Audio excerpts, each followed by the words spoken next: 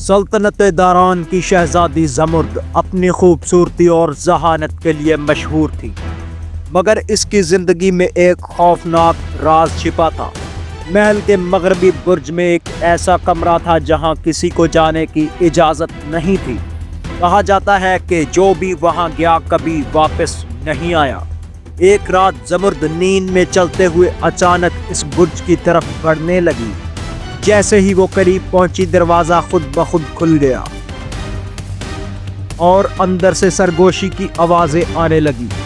وہ سہم گئی، مگر ایک پراسرار کشش نے اسے اندر جانے پر مجبور کر دیا۔ اندر گپت اندھیرا تھا، دیواروں پر پرانی تحریریں لکھی تھی اور ایک آئینے میں اس کا عکس صاف نظر آ رہا تھا، مگر عجیب بات یہ تھی کہ اس کا عکس اس کی نقل نہیں کر رہا تھا۔ زمرد نے جیسے ہی آئینے کو چھوا، آئینے کے اندر سے ایک سفید لباس میں لپٹی لڑکی نکلی جس کی آنکھوں میں خوف اور ویرانی تھی۔ تم کون ہو؟ زمرد نے کانپتی ہوئی آواز میں پوچھا۔ میں تمہارا ہی عکس ہوں، مگر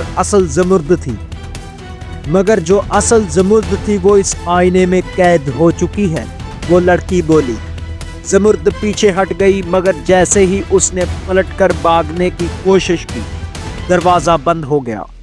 آئینہ چمکنے لگا اور وہی سرگوشیاں تیز ہو گئیں۔